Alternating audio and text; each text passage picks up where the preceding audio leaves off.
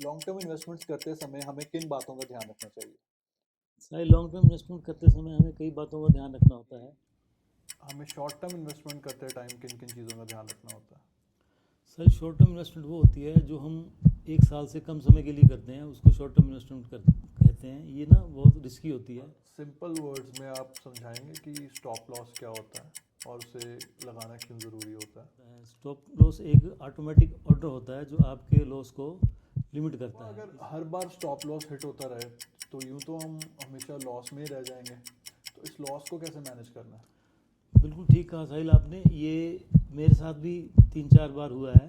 पापा, जैसे हमने पहले भी डिस्कस करा है कि ट्रेडिंग काफ़ी रिस्की होती है। मैं जानना चाहता हूँ कि ट्रेडिंग करते समय हमें किन किन चीज़ों का ध्यान रखना ज़रूरी है?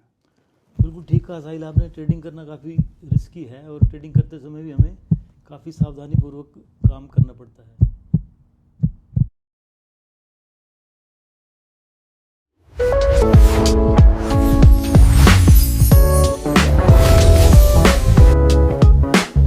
नमस्कार दोस्तों, आप सबका स्वागत है पिताजी से पूछो के 4th एपिसोड में। बहुत से लोग बिना प्लानिंग के स्टॉक मार्केट में इन्वेस्ट कर देते हैं। तो कभी तो उन्हें प्रॉफिट होता है, बट ज़्यादातर लॉस होता है। तो आज की इस डिस्कशन में हम आप लोगों को यही बताना चाहते हैं कि किस तरीके से आप स्मार्टली इन्वेस्ट कर सकते हैं और इमोशनल डिसीजंस की बजाय आप लॉजिकल डिसीजंस कैसे ले सकते हैं। तो बनिए रहिए इस वीडियो के एंड तक, और अगर आपने चैनल को अभी तक सब्सक्राइब नहीं किया तो प्लीज़ इसे सब्सक्राइब करें। Welcome to a new episode of पिताजी से पूछो। पापा, हमने पुराने एपिसोड्स में यही समझा है कि लॉन्ग टर्म इन्वेस्टमेंट से हमें ज़्यादा फायदा होता है। पर मेरा आपसे ये सवाल है इस बार कि लॉन्ग टर्म इन्वेस्टमेंट्स करते समय हमें किन बातों का ध्यान रखना चाहिए? सारे लॉन्ग टर्म इन्वेस्टमेंट करते समय हमें कई बातों का ध्यान रखना होता है। जैसे एक, आपको इसको अर्ली स्टार्ट कर देना चाहिए। कम उम्र में अगर इसको हम शुरू करते हैं तो हमें कंपाउंडिंग का बहुत अच्छा बेनिफिट मिल जाता है। जैसे आपने कोई इन्वेस्टमेंट शुरू की, 15 साल में वो आपका कॉर्पस जो है 1 करोड़ का हो गया, और आप देखेंगे कि जब आपकी इन्वेस्टमेंट को 20 साल होंगे तो वो 2 करोड़ का हो जाता है। तो इस तरह से आप देखोगे कि कंपाउंडिंग का जो बेनिफिट है वो लेटर एजेस में ज़्यादा होता है। तो इसलिए जो लोग बहुत जल्दी अर्ली स्टार्ट कर लेते हैं तो उनको बहुत अच्छा बेनिफिट मिलता है। एक तो ये हो गया कि स्टार्ट अर्ली। सेकंड, क्या करना है आपने कि डाइवर्सिफिकेशन करना है, कि आपने सारा पैसा एक ही एसेट क्लास में नहीं लगाना। जैसे कि आपने अपनी एज और रिस्क टेकिंग कैपेसिटी के हिसाब से कुछ पैसा इक्विटी और म्यूचुअल फंड्स में, कुछ आप एफडी में लगा सकते हैं, कुछ बॉन्ड्स में लगा सकते हैं और कुछ गोल्ड में भी लगा सकते हैं। तो इस तरह से आपको डाइवर्सिफाई करके पैसा लगाना है। इसके बाद अगर आपके पास लमसम पैसा इन्वेस्टमेंट के लिए नहीं है तो आप सिस्टमेटिक इन्वेस्टमेंट प्लान के थ्रू हर महीने 10,000 15,000 जो भी आपकी कैपेसिटी है उस तरह से आप इसको रेगुलर इन्वेस्ट कर सकते हैं। और ये लॉन्ग टर्म इन्वेस्टमेंट करने का सबसे अच्छा तरीका है। और इसमें क्या होता है कि जब मार्केट नीचे होती है तो आपको यूनिट ज़्यादा मिलते हैं, और 15-20 साल के लिए अगर आप लगाते हो तो इसमें बहुत अच्छा वेल्थ क्रिएट कर सकते हैं। साहिल, लॉन्ग टर्म इन्वेस्टमेंट करते समय में एक इस बात का ध्यान रखना है कि हमें अपनी इमोशंस पे कंट्रोल रखना है। हमें अगर अपनी इमोशंस पे कंट्रोल नहीं हो तो हम नुकसान करके बैठते हैं। कई बार मार्केट नीचे होती है तो हम घबरा कर बेच देते हैं, और मार्केट ऊपर होती है तो हम लालच में आकर जल्दी प्रॉफिट बुक कर लेते हैं। तो हमें अपने इमोशंस पे कंट्रोल रखना भी ज़रूरी है। और इसके बाद जब हमें लॉन्ग टर्म इन्वेस्टमेंट करनी है तो हमें अपने गोल के अकॉर्डिंगली करनी है। अगर हम अपने गोल के अकॉर्डिंगली करेंगे तो हमें घबराहट नहीं होगी और कोई ना ही कोई लालच आएगा। आपका गोल क्या हो सकता है? जैसे आप रिटायरमेंट के लिए कर सकते हो, अपने घर बनाने के लिए कर सकते हो, या बच्चों की एजुकेशन के लिए कर सकते हो। और एक और ज़रूरी बात कि हमें इसमें एसेट एलोकेशन भी देखना पड़ेगा हमारे को, कि हमें किस एसेट में कितना पैसा लगाना है। जैसे इक्विटी में और म्यूचुअल फंड में कितना पैसा लगाना है हमारे को, डेट फंड में कितना पैसा लगाना है, बॉन्ड्स में कितना लगाना है और गोल्ड में कितना लगाना है। अगर आप ये खुद डिसाइड नहीं कर सकते तो आप अपने फाइनेंशियल एडवाइज़र से इसकी राय ले सकते हैं। तो इसमें एक इन्वेस्टमेंट करने का और भी तरीका है जिसको कि बोलते हैं मिनिमम 10% रूल। इसमें क्या होता है, इसमें आपको हर साल अपनी इनकम का 10% मिनिमम इन्वेस्ट करना होता है, और इसे हर साल 10% से बढ़ाना भी होता है। तो इसका बेनिफिट क्या होगा कि आप लॉन्ग टर्म में देखेंगे तो आप बहुत अच्छा इससे वेल्थ क्रिएट कर सकते हैं। और इसके बाद आपको क्या करना है, ये सारे हमारे जो डिस्कशन हुई है इसके बाद आपको करना है कि अपने पोर्टफोलियो को हर 2 से 3 महीने बाद रिव्यू करना है। वो हमें इसलिए करना है कि अगर हमें हमारा कोई स्टॉक या हमारी कोई एसेट अच्छा परफॉर्मेंस नहीं कर रही तो हमें उसे रिव्यू करना है और ये देखना है कि हम हमें उसे चेंज करना है या नहीं करना। तो इस तरह से लॉन्ग टर्म इन्वेस्टमेंट करते हुए हमें इन सब बातों का ध्यान रखना है और हमें अच्छे म्यूचुअल फंड्स, अच्छी कंपनीज़ में इन्वेस्ट करना है ताकि हम लॉन्ग टर्म में अच्छा वेल्थ क्रिएट कर सकें।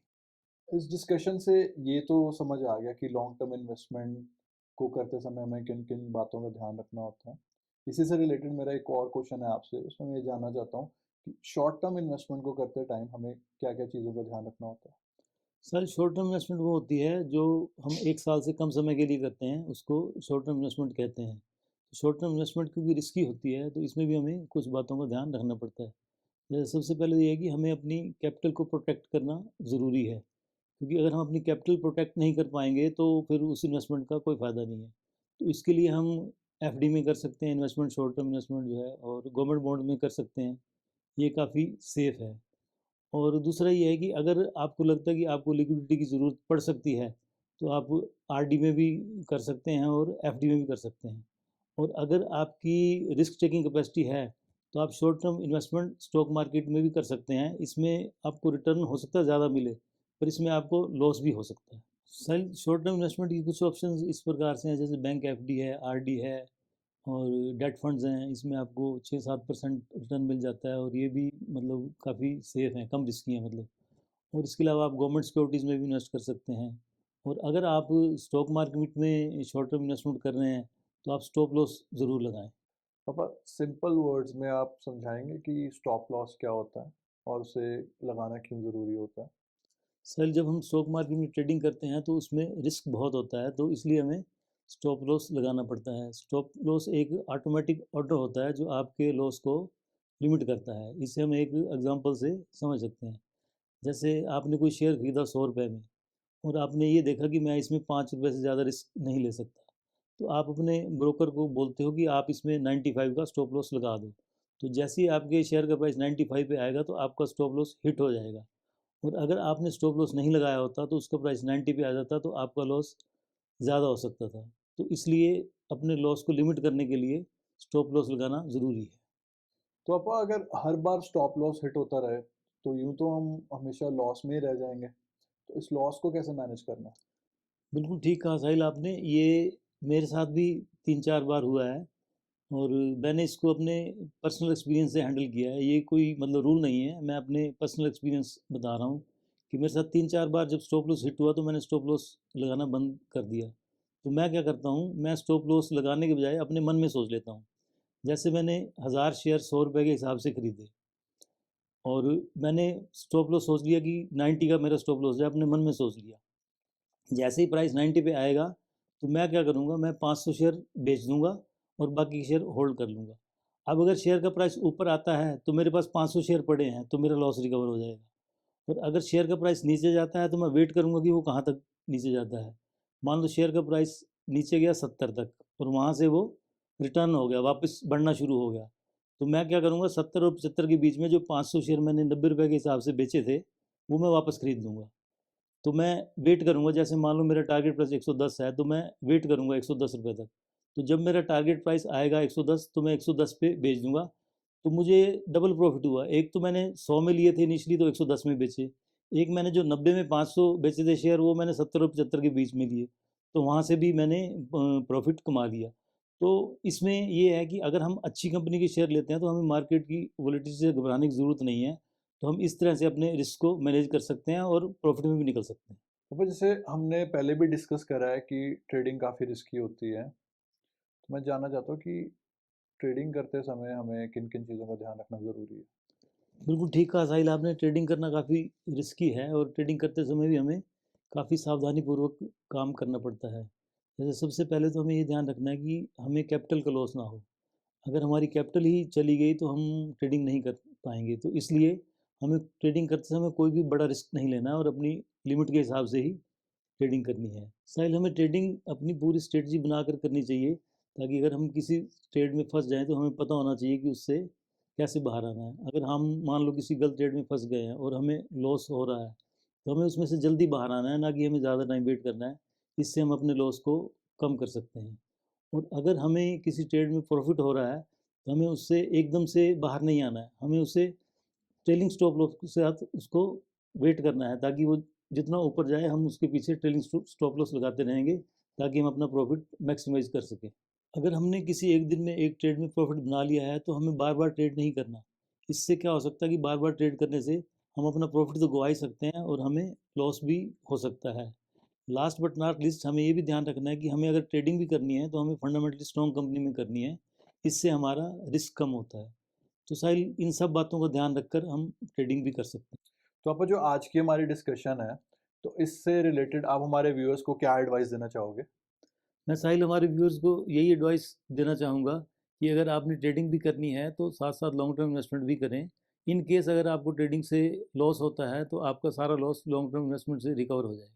तो दोस्तों, अगर आप शॉर्ट टर्म इन्वेस्टमेंट या ट्रेडिंग करते हैं, तो ये दोनों ही बहुत रिस्की हैं। इस पे हमें अपने इमोशंस पर कंट्रोल रखना बहुत ज़रूरी है और प्रॉपर प्लानिंग और स्ट्रैटेजी के साथ चलना बहुत ज़रूरी है। और इनमें सबसे ज़्यादा जो खास बात है, वो है स्टॉप लॉस। स्टॉप लॉस आपके लिए एक शील्ड का काम करता है। इसे सही तरीके से इस्तेमाल करेंगे तो आप मार्केट में देर तक सर्वाइव कर सकते हैं, वरना आप ज़्यादा देर तक सर्वाइव नहीं कर पाएंगे। अगर ये एपिसोड आपको यूज़फुल लगा तो अपने फ्रेंड्स के साथ ज़रूर शेयर करें, और अगर आपने चैनल को अभी तक सब्सक्राइब नहीं किया तो पिताजी से पूछो को ज़रूर सब्सक्राइब करें। तब तक के लिए पिताजी से पूछो साइनिंग ऑफ।